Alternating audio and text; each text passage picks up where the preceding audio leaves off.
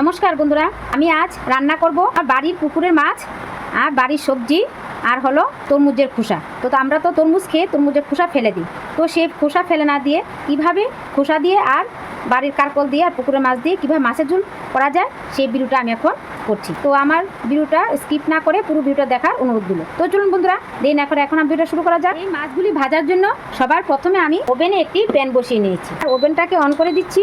তো ওভেনটা গরম হতে হতে এদিকে আমি মাছগুলিকে হলুদ লবণ দিয়ে মেখে নিচ্ছি।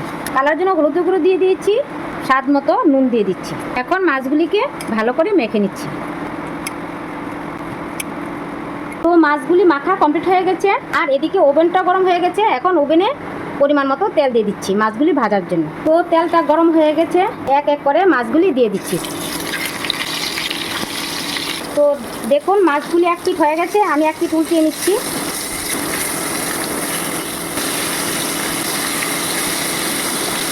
মাছগুলি ভাজা আমার এক পিঠ হয়ে গেছে। তো মাছগুলি ভাজা হয়ে গেছে, এখন আমি এক এক করে মাছগুলি নামিয়ে নিচ্ছি।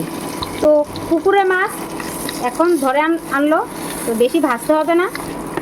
দেখুন মাছগুলি ভাজা আমার কমপ্লিট হয়ে গেছে। তো এখন ভেজে নেব কারকল। এই কারকল তো বাড়ির, তার জন্য আমি ভাপিয়ে নেব না। তো আমি তো যে কোনো সবজি রান্নার সময় ভাপিয়ে নিই, তো এগুলি তো বাড়ি, তার জন্য ভাপিয়ে নেব না। তো বন্ধুরা, আমি সবগুলি আগে থেকে কেটে ধুয়ে রেডি করে নিয়েছি, কেননা ভিডিওটা আমি লং করব না, তার জন্য আমি সবগুলি কেটে ধুয়ে রেডি করে নিয়েছি। তো এখন কারকলগুলি দিয়ে দিচ্ছি। কারকলগুলি ভাজার জন্য দিয়ে দিচ্ছি পরিমাণ মতো নুন, আর কালারের জন্য দিয়ে দিচ্ছি হলুদের গুঁড়ো। সবগুলো উপকরণ দিয়ে ভালো করে নেড়ে নিচ্ছি আর একটা ঢাকনা দিয়ে ঢেকে দিচ্ছি, তাহলে তাড়াতাড়ি হয়ে যাবে, বেশিক্ষণ সময় লাগবে না, যেহেতু আমার এটা বাড়ির কারকল, তো এখনই হয়ে যাবে। তো কারকলগুলি ভাজা ভাজা হোক, তারপরে আবার ফিরে আসছি। তো দেখুন এখন দেখছি কারকলগুলি হয়েছে কিনা।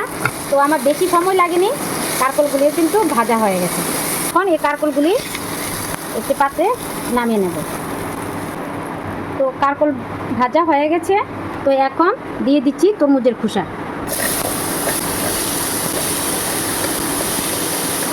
তরমুজের খোসা ভাজার জন্য দিয়ে দিচ্ছি স্বাদ মতো নুন, আর দিয়ে দিচ্ছি কালারের জন্য হলুদের গুঁড়ো।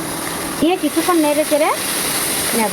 কিন্তু এখানে তেল অ্যাড করিনি, যে তেলটা দিয়ে মাছ ভেজেছিলাম সেই তেলটা দিয়ে কারকলও ভেজে নিয়েছি আর তরমুজের খোসাও ভেজে নিচ্ছি। তো এখন কিছুক্ষণের জন্য ঢাকা চাপা দিয়ে দিচ্ছি। তো আবার ফিরে আসছি কিছুক্ষণ পর। তো দেখি তরমুজের খোসাগুলি হয়েছে কিনা। তো দেখুন তরমুজের খোসাগুলি ভাজা ভাজা হয়ে গেছে। তো এখন এগুলিকে একটা পাত্রের মধ্যে ঢেলে নিচ্ছি।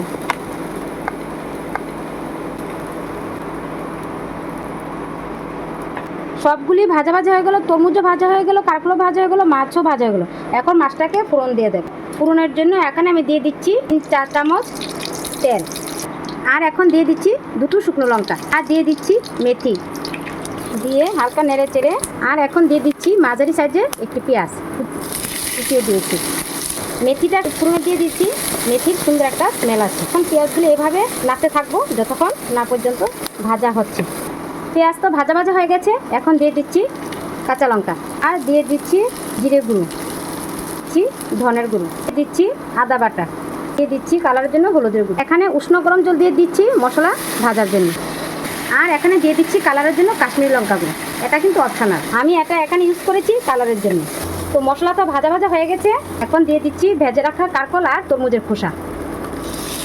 তরমুজের খোসা আর কারকলের সাথে ভালো করে মশলা করে মিশিয়ে নিচ্ছি। কারকলের সাথে তরমুজের খোসা আর মশলা সবগুলি একসাথে মিশে গেছে। দিয়ে দিচ্ছি উষ্ণ গরম জল, ঝোলটা দিয়ে হালকা নেড়ে নিচ্ছি।